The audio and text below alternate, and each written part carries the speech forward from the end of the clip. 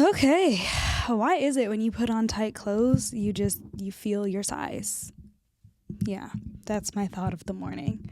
I had to do this fashion video this morning, and I was like, I haven't put on tight clothes in a while. I'm in a new relationship, and for some reason, when you're in a new relationship or when you're in a relationship with somebody who really just adores who you are and loves you in all forms, you don't really put on tight clothes anymore. You're on occasion you do, but you're so in your vibe and your comfiness that you're not even that worried about how you look per se. I'm always gonna have this face done. I'm always gonna look cute. I'm always gonna wear the cutest sweat outfit. If you're not watching this on my YouTube right now and you want to see what I got on, I always put something cute on, okay? I am known for being cute, but when it comes to the tight clothes, baby, I think I've grown out of that. And I had to do this little clothing haul video for this brand called Mars the Label. I'm actually wearing it right now. And they had all these contour body sets and all these sets that just were tight, and they looked phenomenal on me. I haven't seen myself in that shape or form in a few months, guys. Pretty crazy. But I was like, damn, I feel my size here. I feel my size, to say the least. On that note, welcome back to the podcast. If you're new here, my name's Riley Simpson. I'm your host. You guys might know me as Riri Simpson. I do social media content creation, and I'm now dropping this podcast every other Saturday. If you haven't listened to the other episodes, I highly recommend doing so, because this is definitely a season of breaking the cycle. That's what every episode is kind of pointed towards. But if not, and you just want to hear how to find your people, I totally get it. That's why I click on certain episodes when I am listening to podcasts. I'm literally here for one and one reason only, babe. And if I want to go back and listen to you later, I will. So I totally get it. Before we get started, guys, I am not a licensed therapist. I am not a shrink.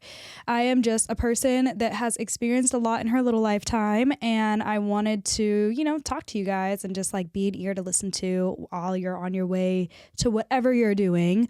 Or if you're just in the shower, or if you're just watching me on YouTube right now, you just want to listen to something of something that somebody else has to say and be related to. And I totally get that.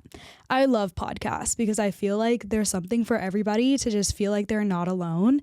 And finding my people was always a big transformation for me in breaking my cycle. I feel a lot of the time when we're younger and we're growing up, we're constantly trying to find people who I was trying to find people who just liked me enough, but then I didn't like them. And that was weird for me. I was okay, so it's not necessarily that people don't like me.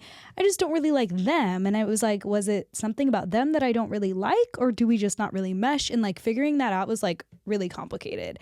And I remember literally crying to my mom about it and being I'm never gonna have friends. I'm never gonna have people that I genuinely like, that I genuinely want to be around. Or even when it came to relationships, I was I'm never gonna find that guy that just makes sense to me. I was I'm never gonna find that guy that just makes sense and it just works. I'm convinced that every man is just complicated and we're just not even supposed to be with them. They are just so opposite. And I was just convinced that finding my people was just not in my equation, which really sucked. I felt that was really hard. And my mom used to always tell me, it's going to come later in life. I promise you it's going to come. And I was just I'm just not one of those lucky people.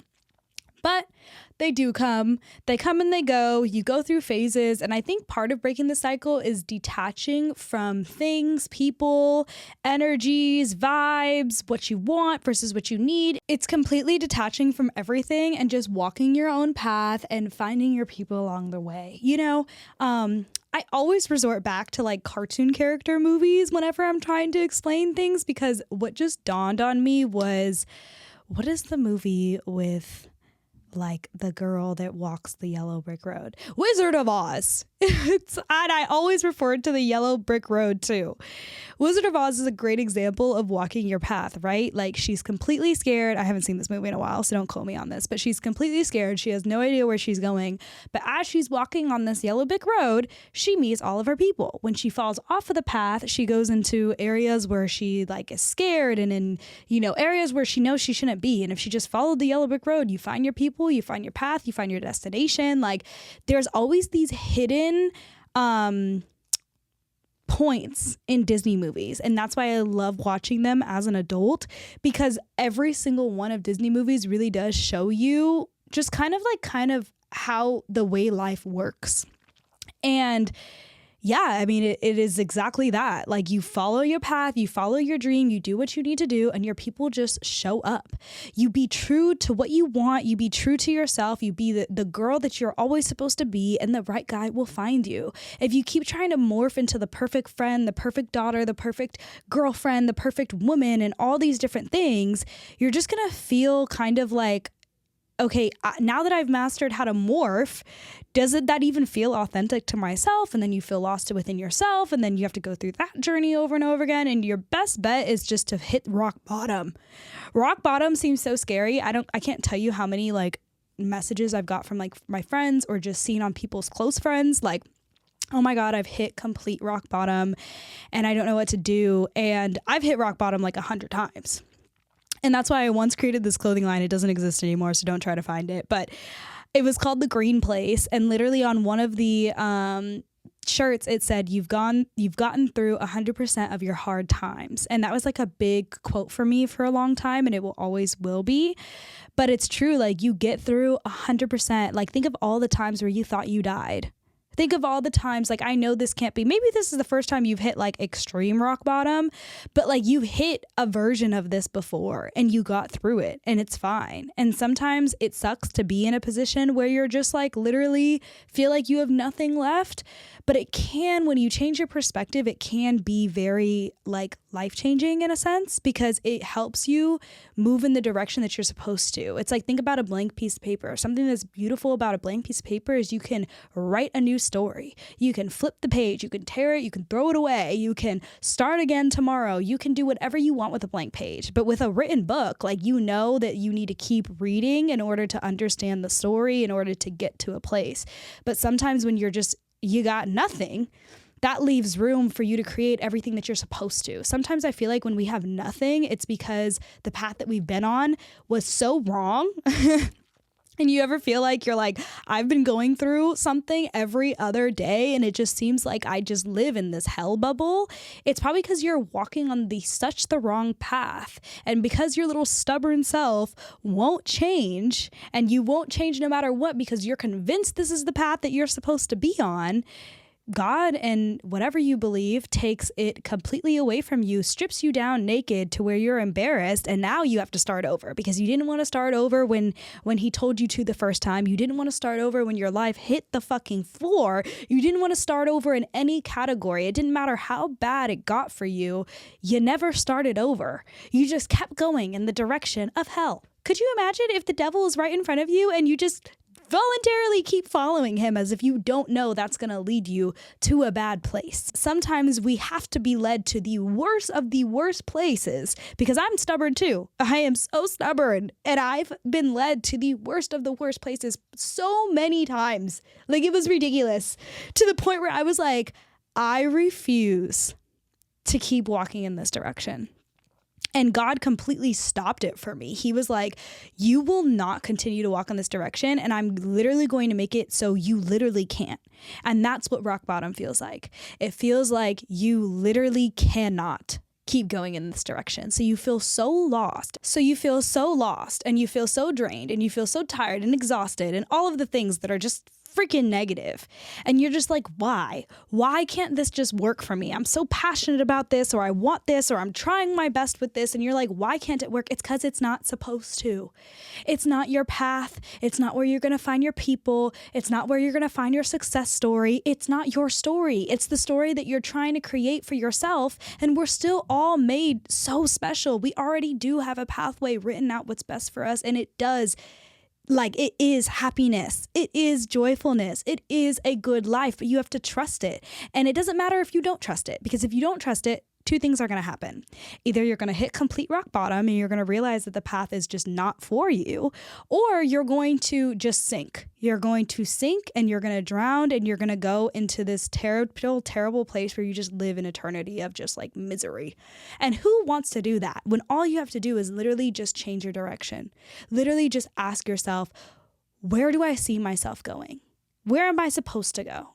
Like, stop trying to guide yourself when you know where you need to go. Every human is made different. And finding our place and finding our people and breaking our cycle and going in the direction, we know what that feels like. We know what that feels like.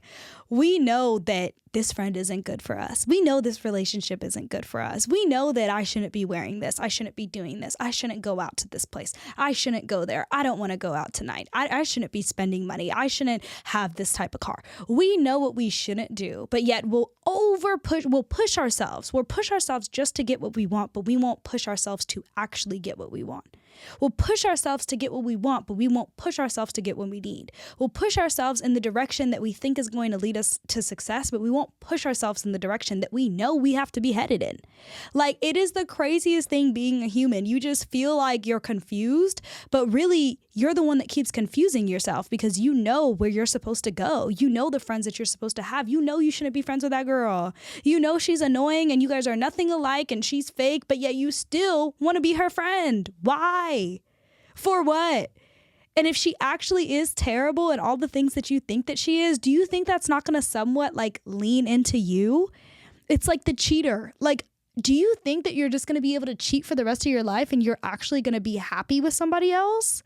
Like, it really is black and white in this world. And the more we choose what's good for us, I'll be the first to say it. I'm not a high maintenance friend, and I don't like high maintenance friends. I like friends that understand that we're busy, driven women and we have to go in a certain direction. And if you need me to hang out with you or show up to everything or see you twice a week, we just can't be friends. And I know that. If you're an insecure girl and you are not secure in yourself and you find envy in other women, we're not going to be friends. If you don't know how to stand on your own 2 feet and you don't know how to have a voice of your own, we're also not going to be friends. I used to befriend anybody I liked because I liked them. Why do I have to have a reason to, be their friend? But the truth is you have to have a reason for everything. Live your life with purpose. It doesn't just mean purposefully, being intentional about my meditation this morning. It means knowing how you are going to exist in this world with other people, how you are going to exist in this world to be comfortable in yourself, how you're going to challenge yourself. Sometimes uncomfortable situations are just uncomfortable because we're unfamiliar. I mean, how many times have you heard that sentence? But people don't really break it down. That almost tipped over. Being unfamiliar with something should be that's when you know you're going in the right direction, is when you're unfamiliar, you're uncomfortable. Because then you can decide, does this actually make me uncomfortable, or is this just something I haven't experienced? Get out of the victim mindset, the negative mindset, start actually challenging yourself to live your life, and you will find your people. Because a lot of the times I started to ask myself, I keep attracting shit. Am I shit?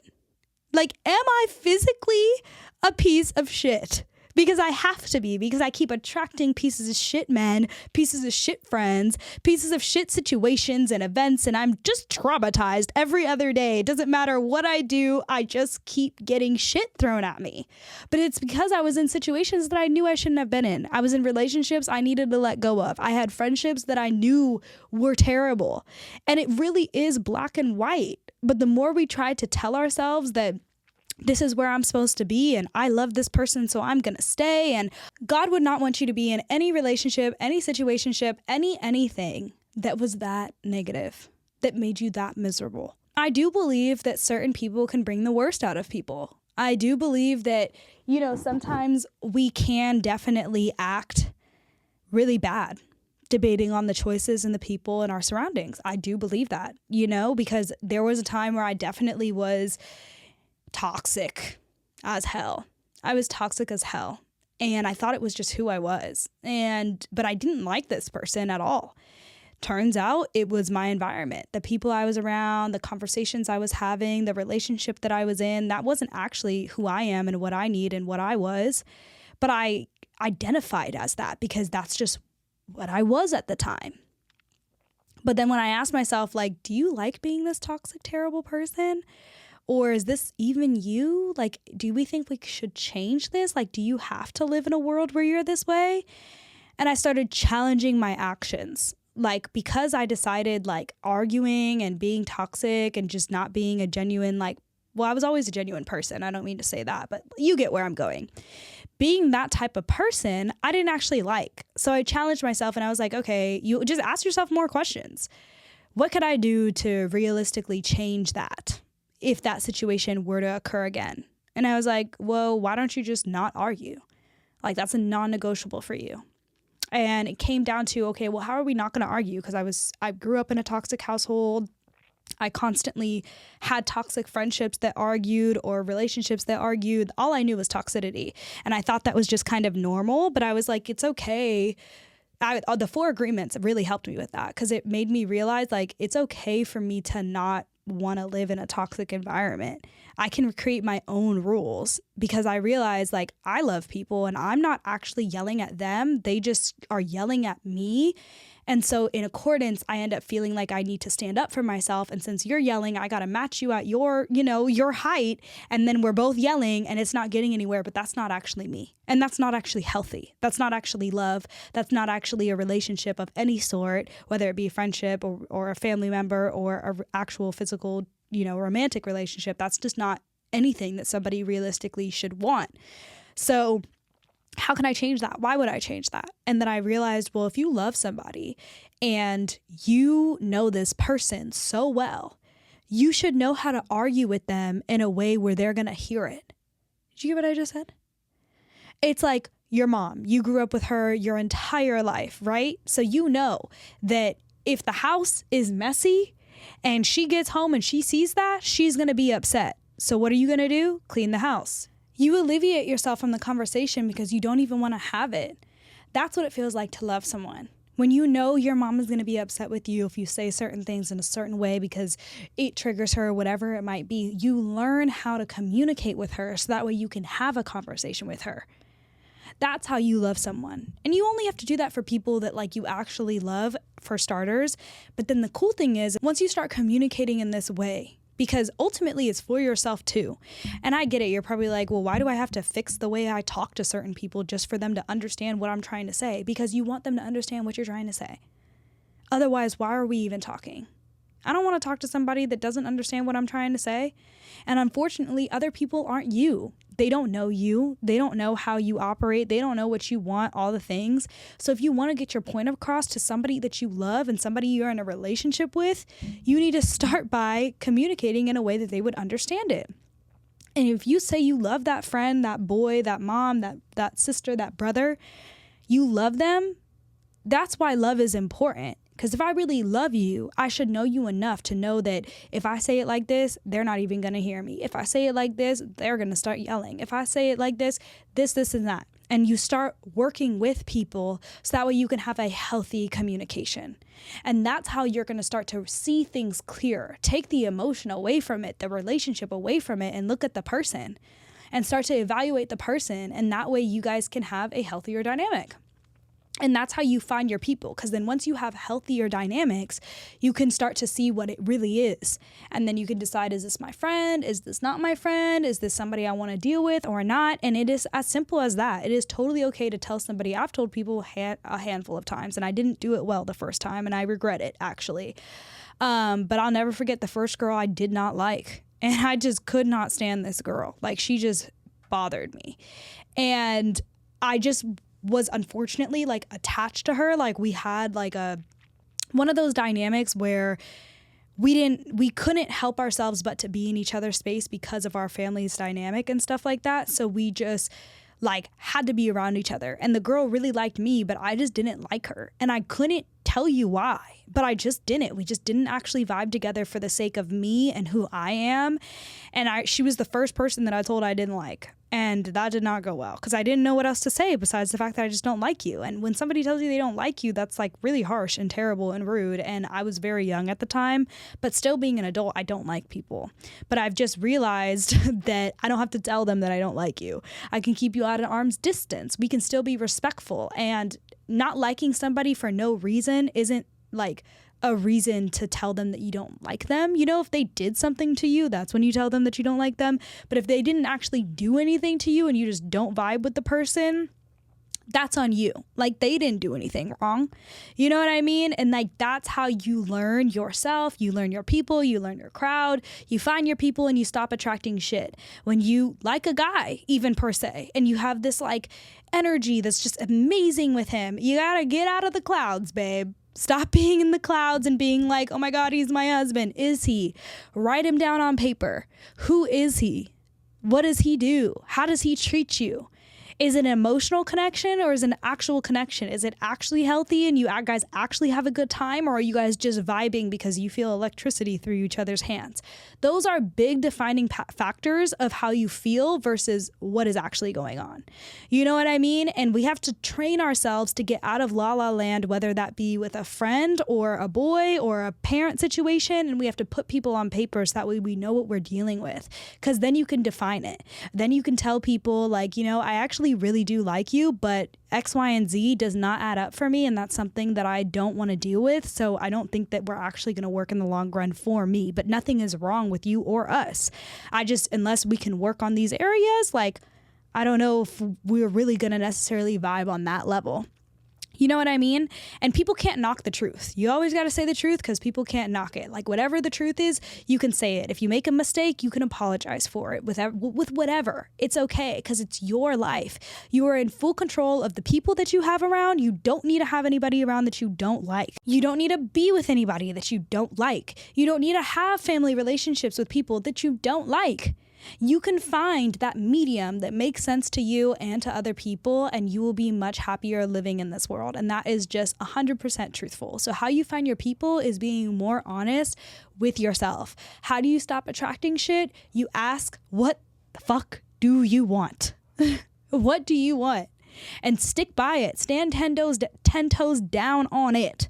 Stand 10 toes on what you want, the job you want, where you see yourself, and just move towards that direction. That's how you get on the yellow brick road. That's how you start following your life path. Because if you keep trying to take control of what feels good, you're never going to know what's actually good. That's a feeling. You get why I'm saying things are black and white? There's feelings and there's knowings. And you need to know which one you're dealing with so that way you know how to move with whatever situation that you're in. And that's going to help you find that yellow brick road. I definitely finally am getting comfortable with like talking to this camera, because you guys would be shocked to know like how uncomfortable it is to just talk to myself. Like, it's one thing when you're like saying your list out loud and you're just like, okay, this is what I have to do. And that's like as much as you talk to yourself. But in a podcast, like, you sit here and you talk to yourself for a freaking hour trying to tell like a camera at the moment what you're trying to say. And I'm recording these in advance, so I haven't even like put an episode out yet to even know what your guys' feedback is going to be. So it's a little nerve-wracking, but I feel good about this podcast. I really hope that you guys enjoyed it. I definitely dropped some gems. God came in for me and filtered through me for you guys on that one. So that was a great next episode. I'm really happy with it. My point came across perfectly. And I hope you guys did too. If you guys want to see me in real life, I am on YouTube. I do have these linked in the description box below where you guys can find me. But otherwise, I'll be back here on the podcast dropping another episode on how to break the cycle, not this Saturday, but the next Saturday. And I hope you guys enjoy these episodes. Please comment down below, because we will be having a season 2 that will break out into much more about like love and like relationships and like drama, TTT. So I'm really excited. So I want you guys to be able to like communicate with me and talk to me. Maybe we can even have people log in, like give me a cell phone call one of these episodes and talk to me in real life. But yeah, I'm your host, Riley Simpson. Thank you for tuning in to the RGRT podcast channel, and I'll see you guys with a later episode. Bye. Do what you feel when you feel like it, if you feel like it. That may be to some people quite shocking. What's shocking? To do what you feel when you feel like it, when you feel like it. Well, If you feel like well, I it, guess because it's people just tend saying to categorise do what you things. want. Do what you want. I do what I want.